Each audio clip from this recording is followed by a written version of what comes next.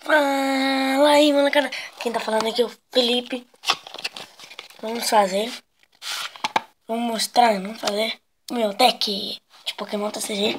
E eu acho que vai ser amanhã que nós vamos fazer uma coisa no canal. É um game, que é o Pixelmon Hunter de celular, galera. Mas primeiro vou mostrar nosso deck aqui, né? No Yu-Gi-Oh! Começando com a Chauninha, Tierno, Magikarp, não sei como se diz. Magikarp outra vez. Chansey.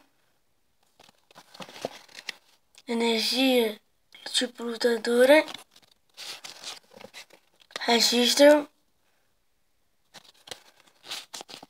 Energia tipo lutadora. Energia de folha. Não vou falar as energias, ok, gente? Registro, sim. Capacete da sorte. Corrina. Estádio de combate. Energia tipo lutadora. Voltando aqui. Energia de folha.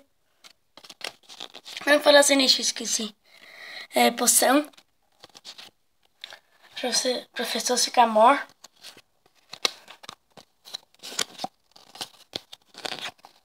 Beldum. Não é muito boa não, mas dá pra fazer um deck bom com ele. Ele não é bom, mas o deck dele é bom.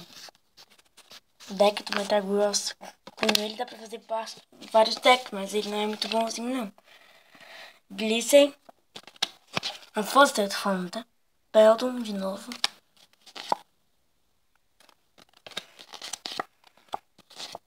Outra energia aqui.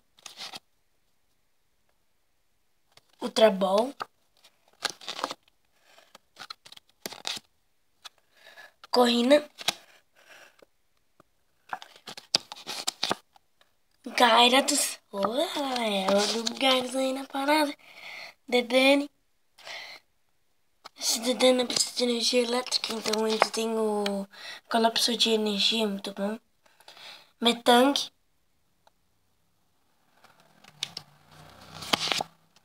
Metang outra vez. Energia de fogo.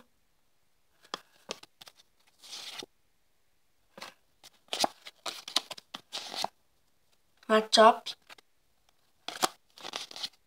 Capacete da sorte.